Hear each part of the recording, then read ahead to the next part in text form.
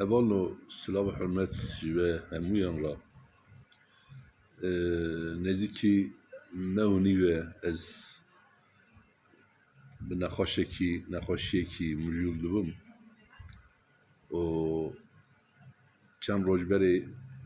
مدست به کموتراپی کر رودی مدا پرسکریکه که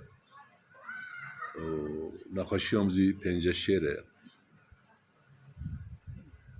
از دیدن کارم در کف دروه براستی زی دمالی دا لیده حیوامزی نای و یک کچامش پنجه شیره خلاص نبو ایجا از کتم نبابی نخوشیا غدار اما هر دوزی برخو بدن اوزی نزیکی 2 ساله برخو ده و امزی برخو بدن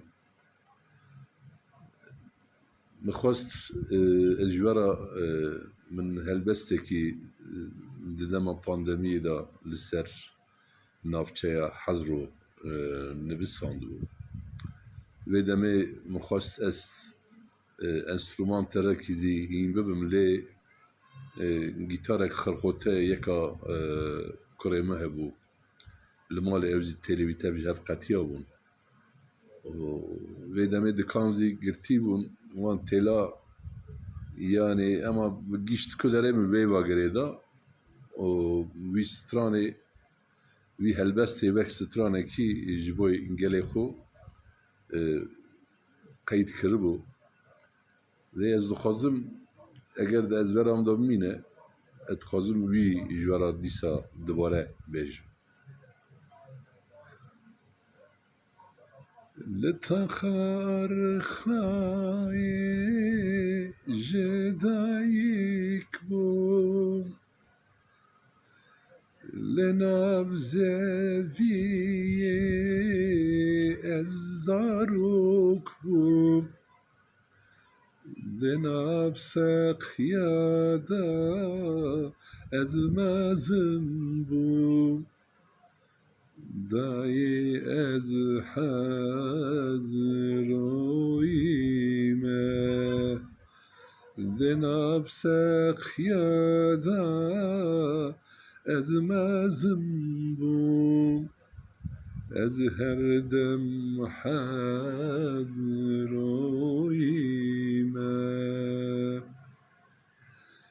لراستاش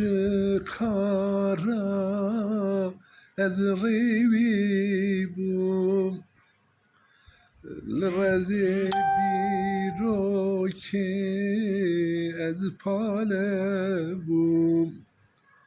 لنوالا گومان از کارکر بوم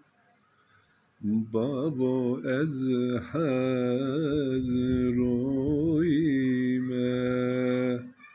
لنوالا گومان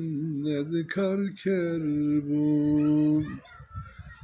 از هر دم حضرویمه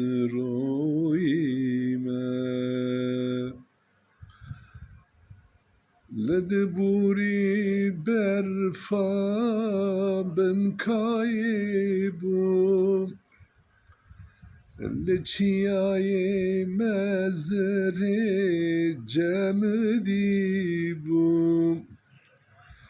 لکلاتر جلی از دیروک بوم هبال از حضرویمه دشکفتان دا بیمال بوم هبال از حضرویمه